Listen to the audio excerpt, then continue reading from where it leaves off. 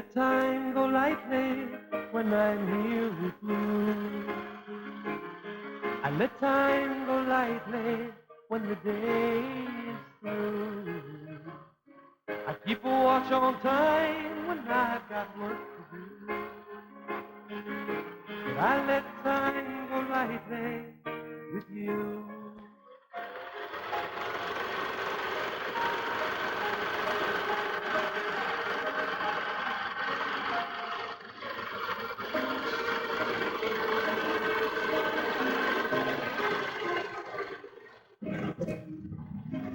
For me, a time for breaking ground and sowing seed, and yet we give up our sunshine.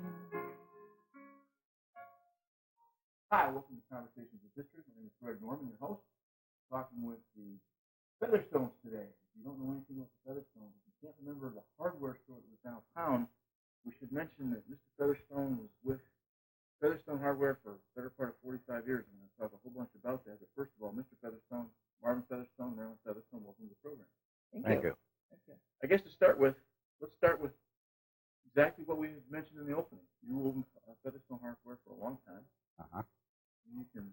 Well, I started when I was a sophomore in high school. When it was Ortonville High School, probably. Yes.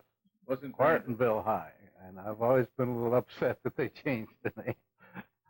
But I used to go down to the hardware and work for Mrs. Delano that owned the store at that time, and she had me go down mornings before school, and we had a trap door in the floor.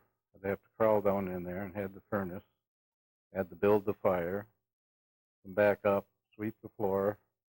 She would get there about 10 to 9, and I ran to school from the hardware to the old high school. Which is right across the street here. Yeah. So it wasn't too far around. No, it wasn't too far around. Block and a half, maybe. Yeah, right. So then she always said if she sold the store that she would let me know. So I was in the service, came out, went to Michigan State. He called me in the fall and says, I'm thinking of selling the store. My father had a milk route, which he picked up the old heavy cans, so on. Did this for 20 years, and the doctor finally told him that he should lay off from that. For those of us who don't know what a milk route was, or maybe kids watching this, maybe you can explain how milk was delivered when your dad did it. Okay, he had a big box on his truck, went around and backed into the farmers' yards and to their milk house, which they had a cooler of just cold water. And these heavy milk cans were in the cold water. You lifted them out, rolled them out to the truck, have to lift them up into the truck. And that's why my father had started having trouble with his arms, legs, back, and everything. That's when the doctor told him he better give it up. So he just sold that just before this came up about the hardware. So I talked him into going with me, and we started in 1st of 1947, and he stayed with me 20 years and left me because he had a little health problem, and then I was there 45 years. We should point out that Featherstone Hardware is now McKay's in the same building, am I correct? No, Thompson. Thompson. I want to say McKay's where I go. We were talking about McKay's earlier. Holly. That's Holly. I'm sorry. It is where Thompson Hardware is now. Yeah. But we only had half of the store then when we first bought it, and then we bought the grocery store next door to it. Then we had the two buildings. We knocked a hole in the wall and had the two buildings instead of just the one.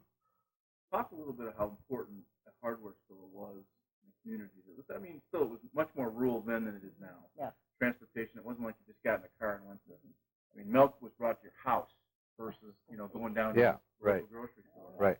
So a hardware became a pretty vital business gathering place, not just because of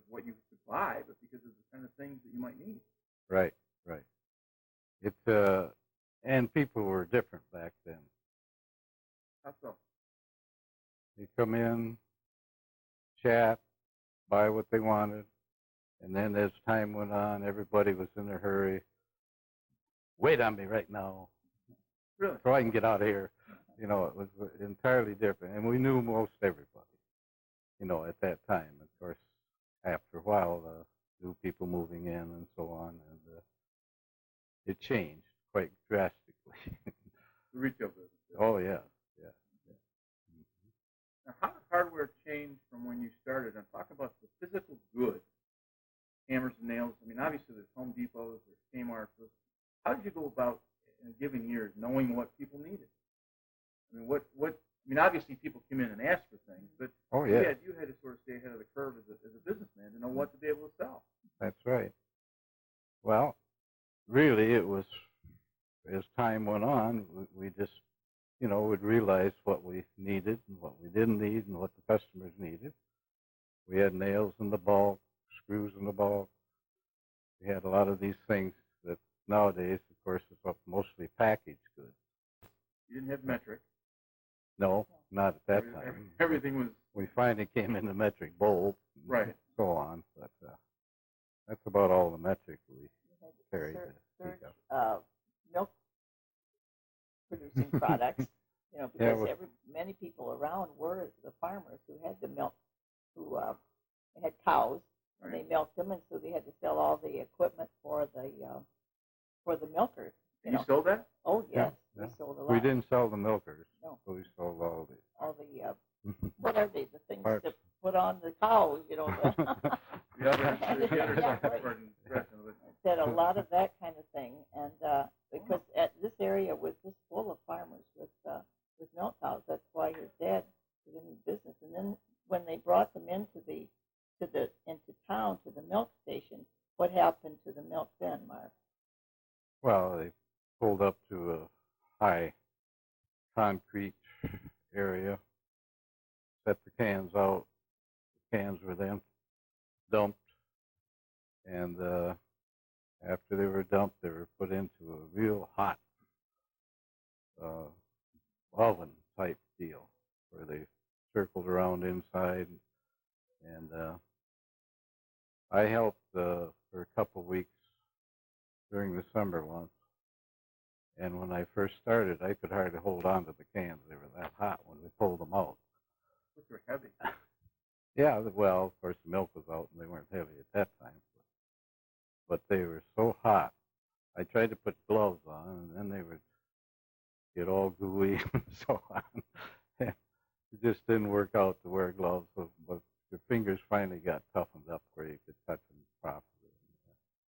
We notice now when you go into hardware type stores or convenience, those, I don't know, do-it-yourself type facilities, there's all kinds of chains that have them.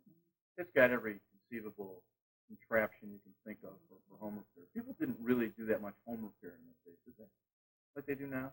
Well, I would say, really, I think they did do more. Well, then I don't know things like doors or special, you probably would order those kinds of things. I mean, you had catalogs and things of that nature. I'm assuming you didn't keep the milk equipment that you had that we were talking about. You didn't keep it did you keep it in stock? Yeah. Sure. Yeah. Oh, yeah. We had all that in stock. I would challenge you to go find Home Depot see if they could find it. No, they no wouldn't way to have find that, right? And of course, we don't only have. Right. Back then, there used to be quite a few. I guess let me give you a specific example. I walk into Home Depot and I look at the hammer section, and there's 57 different kinds of hammers. You know, I know a hammer that's, you know, it's got an end on each pound, and that's pretty much I know. And they've got a hammer for every specialty. Now, in your day, I'm sure you had 4 or 5 hammers. Yeah, that's about all. But I mean, different styles, 16 ounce, 20 ounce, you know, different sizes, and now they've got wood handle or metal handle, or, you know, we carry a variety, but nothing like they do nowadays, of course. It just seems like the hardware business has gotten so much more complicated. Again, I'm just saying that from a novice standpoint. Right. You've got nail is a nail. Now they've got 300,000 different kind of nails. Right. Sold a lot of replacement handles too. That was a big business because people replaced the handles instead of throwing the whole thing away. Right. And Nowadays, replace they don't handles take and the time. You know, That was it's also a job. that was also true of rakes and other implements. Oh that yeah, you the sell. handles yeah. on the shovels and the rakes, and The people malls would and the- replace them because it was a job to replace them, but they did that to save money. You know. Plus, you didn't have duct tape, did you? No, Now we have not duct tape. earlier. Oh, yeah. Duct tape fixes That repairs everything, everything. right. Put duct tape on it, it goes from there. That's You- like baling wire for the farmers used to say. Same stuff. Yeah. No, baling wire. Right. Now I'm saying it's the Yeah, same they- kind they of stuff. repaired It was that fix-all kind of Mhm, kind of a right, deal. right. Now you mentioned that you had at one point bought the second part of the store and knocked the wall out, and basically grocery stores, at least the ones in town, the ones we've talked to, the people on the program, were really more dry good type stores. Is that a fair? Was it a real grocery store? Or was Not the no, one no, next no. to us. The one that was right next to us was bigger, and they had a big meat department.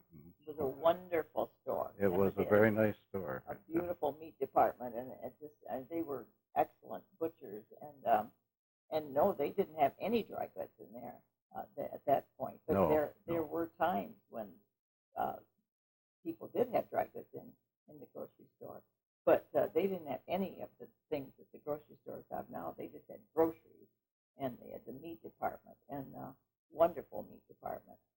Now, at one time, there were 3 grocery stores downtown. That's what we. 2 that I can think Two of that I quickly. The Smith store and Smith and store the and- Lauder and Bohr store. It used to be years ago Grondin and DeLauder and Grondin, and then it changed to DeLauder and Bohr. I can't think of the third one. You had mentioned there was a third one at some point. I think it was Mr. Well, yes, the one on 15, and then the Smith store. But years back, that one on 15 was not there. No, you mean across from the A&W? No. The one that's up where the James Lumber is at this point. Oh, that was years later. That was Yeah, after I was we going bought the to say, hardware. that We was- bought the grocery store. That was later. Yeah, yeah. Yeah. Well, when you were in your heydays, which was, I'm assuming you owned it for 45 years, you owned it basically 60, 70, 80, and 90. Is that correct? Mhm. For the most part. 6 days. Yeah. 60s. You owned it through you bought it in what year? 1947, the first day of 47. And you when sold it took off. in. First day of 92. Oh, okay. So then the 50s, 60s, 70s, and 80s. Yeah. Take us through a little bit the 50s and the 60s. I mean, what was a typical? I mean, what was downtown? What did your hardware was here, and it was a focal point. I know we had the hotel in the corner was still here. Am I correct? Yeah. So that was a kind of a focal point. It was a good restaurant from what everybody talked about. Yes, it was a pretty good restaurant. It varied. Would come and go. It Somebody varied. would take over, and then all at once would close, and then someone else would take it over. But at one time, back even before our time, they said it was a real popular place. They used to take the trolley down to from Flint and so on down to the Ortonville Hotel, or Miles Hotel later it was called. I know talking to Manton, he said in the 1920s, 1930s, it was a real hot spot. Oh, yeah. Yeah, that's what I mean. There was a cook that he said that everybody came from all around to eat Yeah. this guy's food. It was so good Yeah. in the late 1920s. Yeah. He said with the Depression, they said that they lost a lot of that because Uh-huh. people didn't eat out as much and they didn't go through some of the things. that they Right, went through. right.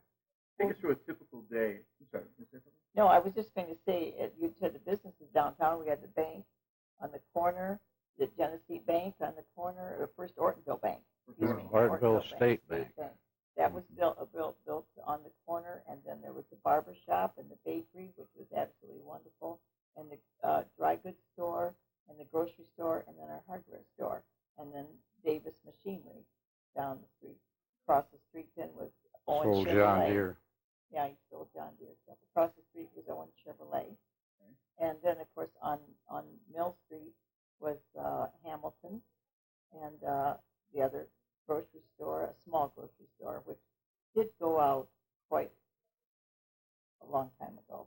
And then the doctor came in, the doctor and dentist came in. It was Dr. Shane came in there, and then there was a Drugstore. drugstore, right, the drugstore. And years ago, there was a lumber yard downtown, right next to the drugstore, very small one. Lou Williams' mother and dad ran it. Lou Williams of Ortonville. Mm-hmm. You know Lou? Sure. And his mother and dad had the lumber yard. Before we take a break, I got to ask one question that's sort of unrelated to everything we're talking about.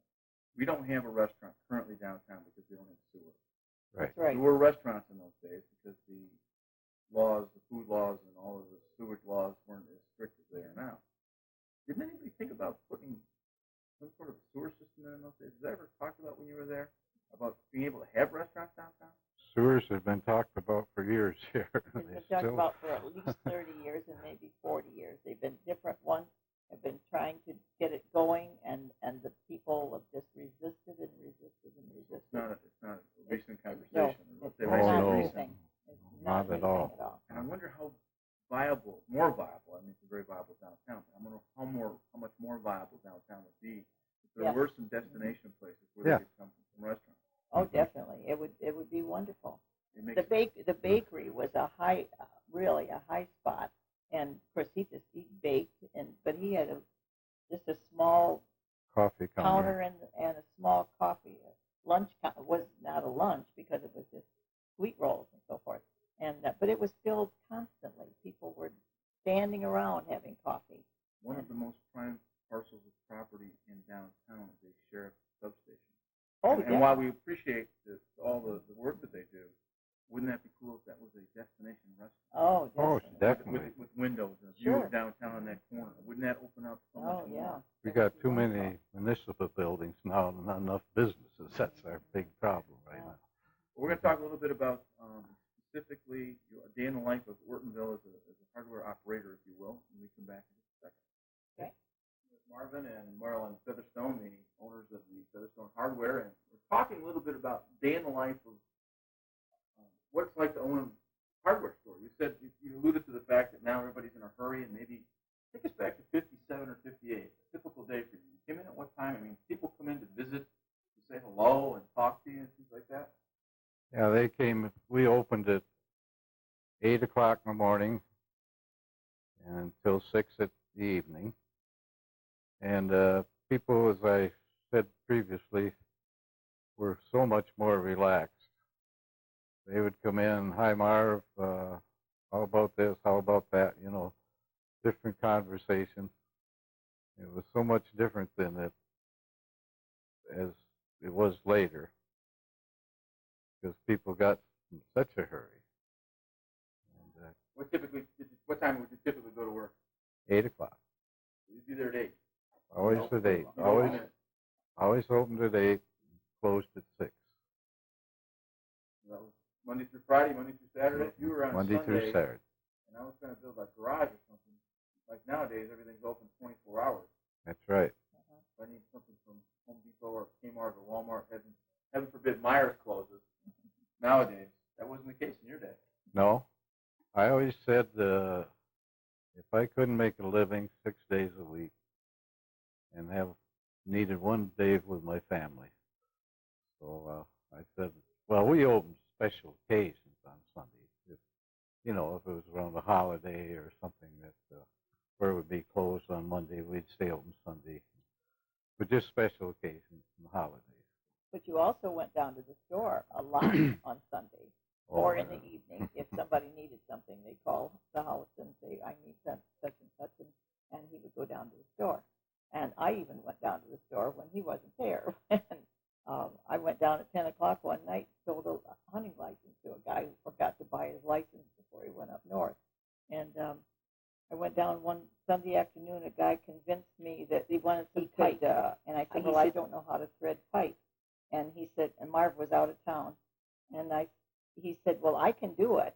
And so we got down there, and I knew enough about it that I knew he was not doing it properly. So I kept telling him a few things, and he was cutting, and we were trying it together. But anyway, that was the only time I let anybody do anything like that. But we did all kinds of service stuff in the hardware too. I know that I have a friend who got into the marina business. He bought a marina thinking it would be great to be on the lake and enjoy himself. And he found out that after owning the marina for a very short period of time, the only thing he ended up doing was working more time in the marina because people would call him all hours of the day and night because they had to have the boat fixed. That's right. So we actually spent less time never do. Because Right. you worked as an engineer. Right, And you right. eventually gave it up. Uh-huh. What typically, now today, I was looking the other day at a hammer at Home Depot, and I think it was $15 or something. The regular plain old hammer to pound a nail. What was a hammer in 1955? Oh goodness, hammers back then we were selling as low as $4 and $5. I mean that was the good hammers. Of course, when we went out 45 years later, the nice metal handled ones were $20, $25. You know. Did the change that eventually came in put a crimp on your business? And my point to that is that I know that we're still a small town, and it's important. The hardware is still an important place because people can still pop into town rather than go out. Right. But did the change in your tenure with the business? Did the change have an effect on the way you did business? Yes, they were starting to, and of course we then tried to have more service and so on, which people like. So they go into change nowadays. It's hard to find anyone to even wait on you if you want to ask a question. Personal touch. Right, right. We had the personal touch and the service type hardware. You're also very diversified hardware. I mean, much more than a lot of them are nowadays. But we had complete sporting good lines and hunting licenses, and we sold many thousands of dollars worth of hunting license. But then after we bought the grocery store part of the business, we expanded into giftware and housewares and toys. We did a big toy business, and that was before Toys R Us and all the things. How long did you have the grocery store? We bought that in 1969, so we had that 22, 25 years, 25, 22 years. And how did it change when you bought it? What it was? You eventually moved into other lines, as you mentioned. Oh yeah. Mm-hmm. Well, of course, we first thought, well, it'll take us a long time to ever fill it, you know.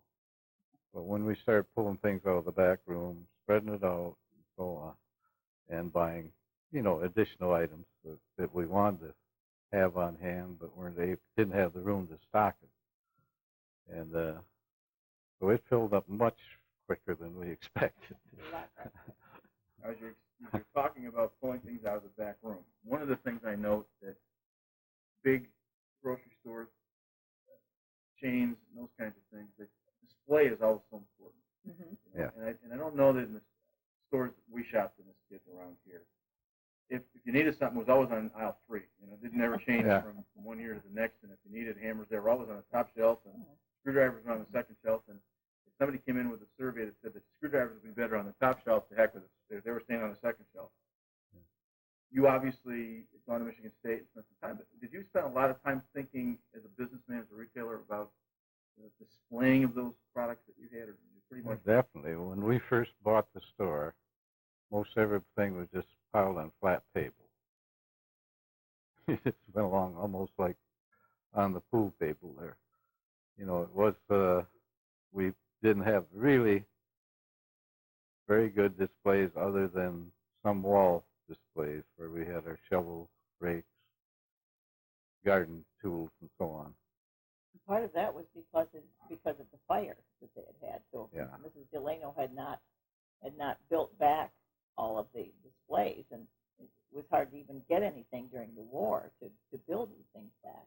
Yeah. And so there is some science to better displays mean more definitely. sales. Oh, definitely. Yeah. Well, we finally remodeling. remodeled the whole store before we bought the grocery store side. So we had that completely remodeled, and we have a picture of home, my dad and I, when we first started. We got a water pump sitting here with a tank and a roll of hose flopped on top of that. Just no organization at all because we didn't have the displays or the room to do it. There's a duotherm heater, the oil space heater. Right. And then there's a mix master, a Sunbeam mixer master sitting on top of that. So it wasn't well displayed. But we started on the shoestring, we had to go to our suppliers and make arrangements for financing and so on to try to build it up. Actually, the hardware, when I bought it, had $7,000 worth of stock. And you can imagine what 7,000. Of course, she had let it run down because she knew she was going to sell it, you know. And then she had been through the fire too. Yeah. She'd just been through But the they fire built a company. new building. The It did burn to the ground, and they built a new building in 44. 45. Well, 45. they finished it in 45. Right. Opened in Typically, 45. how much inventory would you carry, dollar-wise? When we went out, about $200,000. How many people have any idea that there's that much Yeah. inventory in Yeah. Oh, yeah. And I'm sure it's, since we've been out now 11 and a half years, so I'm sure it's higher yet. Did electronics change much, and did you have to stay up with that? Lots of things became much more electronic in orientation. Did you have to take? How do you? Did you go to seminars, or did you? We didn't. We never got into the electronic part of it. After we went out, the first thing they bought was computers and so on. You know, I think that's what you're referring to. Not so much that is that, like, obviously Telephones. Well, We had telephones, and even the switch on a hot water heater became much more sophisticated as time went on. That type of thing. Electronics changed everything, and I wondered if it had any effect on hardware business, just in general. Not too much. Of course, banging nails. Talking about telephone, our system at that time was the store had 9R2 was our number. 9R2. My folks' house was 9R3, and mine was 9R4 because we all lived in town. I should point out to the kids watching, I remember I used to call my aunt on Kenwood 45654, and Kenwood was just a prefix, 452 or whatever the number would be, and there was letters, because obviously as it's growing, now we're changing area codes as fast as we're changing phone numbers to accommodate all the cell phones. This was back when the telephone company was above the bank, and the old switchboard was poured in. Party line. And we were a party line. The store was 2 rings. His folks were 3 rings, and we were 4 rings. And so if when the 2 rings rang, we didn't answer it, of course. We weren't supposed to. But you could always listen in on everybody else. But you can imagine having a business on your 2 different home phones. Home lines. Now you'd have probably 4 different lines or 5 different lines that will take all the calls. I think when you were talking about electronics, you were talking about the things that we stocked in the store too. But we went to Chicago twice a year after we went with True Value. We went to Chicago twice a year, and to buy and trade shows. We spent 3 days each spring and fall, and they would teach you about each wholesaler would have a booth, and they would teach you about a lot of those things. They would help you, walk you through a lot of that. So in a sense, there weren't that many seminars, and there were a few, but most of it was the salesman helping you learn. Well, I know a lot of people in this community certainly would never gotten where they went without your help as a hardware person, a hardware owner. Because, I mean, it was a store that was more than just a regular store. It was one of those places you come in and have a conversation with people. Right. It was a meeting place. It really was. Sometimes you come in town for a small item and end up talking half hour, 45 minutes with a friend. And that was true throughout most of Northern Elton County. A couple other things I'd like to touch on. We were talking a little bit about the Urban Railroad, the old depot building, which was downtown. And you'd mentioned that at one point in time you had done some boxing in there. I was fascinated to learn your story. Or as a teenager, it was just the box. We had a ring in the old depot, a regular boxing ring, and we used to box in there. I used to box in my basement. We boxed in the basement at the school, right in the restroom area. We boxed at Boy Scouts. With gloves on. Oh, yeah. If we had a carnival, go on, we always had a ring and a boxing Now, the take place. ring that was inside the railroad depot, the old railroad depot, was that who organized that? Was it an adult that organized that, or was it a bunch of kids put up a ring? No, it was organized by someone, and at this point, I cannot tell you who It was really. after the depot went out. out after there was no train there. Right. Yeah, I don't remember. It's like a recreation type of situation. Actually, who set it up? I don't really remember that. Why was boxing so popular? We're going back to what, the 1930s, 1940s? Well, yeah, early. Late 30s, early 40s. Yeah, late 30s, early 40s. And boxing was a huge sport. Oh, that was just a common thing. Kids would come down my base in the evenings, we'd box, and what do I say, the Boy Scouts? It was just the thing. But I don't think the average kid now hardly knows what boxing gloves are. Well, it's become more big-time wrestling than it has actually been a sport. Yeah, maybe yeah, as it was yeah, when you were a child. There was no football in town at the schools, and no basketball at that point. Really? Oh, yeah. We started basketball in my freshman year. And we played in the old town hall that's down here, which the ceiling wasn't much higher than this ceiling. Well, you couldn't. Off the old water pipe. You had to line drive your shots. And people sat along the sides on little benches that were folded up. One bench. And we were banging into them when we were playing. The ball was hitting people. There's a steam pipe above the basket in the Community Education Center in Holly that was the old high school gymnasium. And there's a bunch of marks that you can see where they've worn away because it was a steam pipe that had been wrapped. There's indentation. And if you know anything about the history of the building, that indentation comes, guys would bank they were playing against a taller player, they'd bank it off the steam pipe. Bank it off the steam pipe. So that's still a permanent mark inside. I mean, it's all painted and stuff. There's a permanent mark in the, and you never know to look up there. But still, that's just the way everybody played because the ceiling was 13 feet high and the back, the rim was 10 feet. So 3 feet doesn't mean much. Well, the funny part of it is you mentioned Holly. Before we would go to tournaments, we would go to Holly, which had a gym, which we didn't have, or Davison, well, I think and practice on the big floor. I think it's important for people to know that baseball was a big sport then. Yeah. If you didn't have baseball, you boxed. And boxing was as popular today in your day as we now know kids skateboard. Yeah. We've got a new skateboard park, and they spend all their time doing those kinds of things. And Well, we had baseball. I was usually either playing baseball or boxing. not swimming in the mill pond? No, I didn't swim in the mill Delivering pond. the Detroit News. Oh, yeah, I delivered the Detroit News for 6 years. Paper boy. You're an industrious guy. Started when I was 10 and a half years old. They came and took it away from me one time because they had a new law that you had to be 12 years old. And the fellow that took it over had a habit of not paying his bills on time. So they came back to me and says, how old are you now? I said, just a little over 11. Well, we'll call you 11 and a half. That'll pass for 12. So they gave me the route back again. You've been an industrial guy your whole life. Right. I guess the one question I asked everybody in this interview process that we're going through is that if there were one thing, you obviously made a conscious choice to let, you grew up here, but lots of people leave. And you come back, when you stay here, you make a conscious choice to stay in your hometown.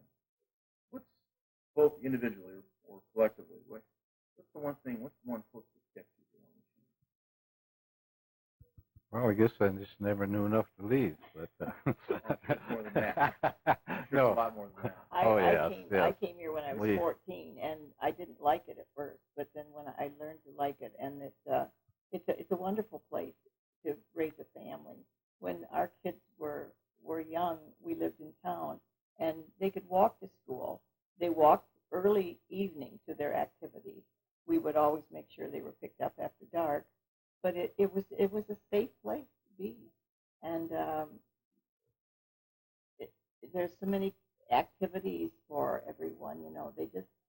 Everybody made their own activities, and like you said, they played baseball in the backyards, and they didn't have to have the big baseball field to play in, because everybody had a yard to play in.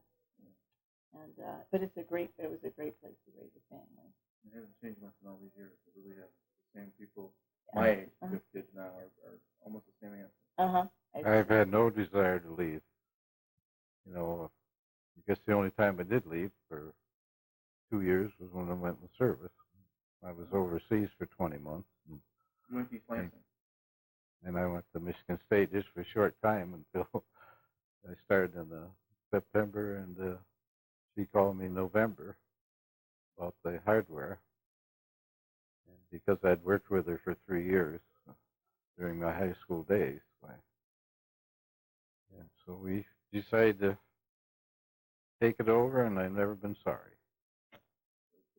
We've met a lot of wonderful people, and that's the only thing we miss about it now is people. Really do. Well, you don't know the contact, obviously. Yeah. Right. We also had, at one point, the dry goods store was going out of business. And so we bought that, and we had that for 3 years. And but then we decided that it was too much because at the same time he was doing the township treasurer's job. And so we had a little bit too much on our plate. And so we sold the dry goods store to Shirley and Glenn Fletcher, who ran it for a long time then too. And so we've tried to keep businesses going in town. And when we had a business, we knew that you had to keep the retail going because that's what makes a downtown. I understand. Mm-hmm. Listen, I appreciate very much the conversation with you guys. I think the folks are really interested in knowing a little more insight about downtown. The next time we have you back, which hopefully will maybe be January sometime, we need to talk a little bit about politics. We'll touch on that another time. Politics, you can. It wasn't one of my favorites, but back then it wasn't as bad as it is now. We'll get Mr. Right on, and we'll have some topics about what was. Maybe you guys can tell some stories. Yeah. Thank you very much for your time. Okay. I appreciate it very much. Thank you for having me. Okay. I let time go lightly when I'm here with you. I let time go lightly when the day is through. I keep a watch on time when I've got work to do. But I let time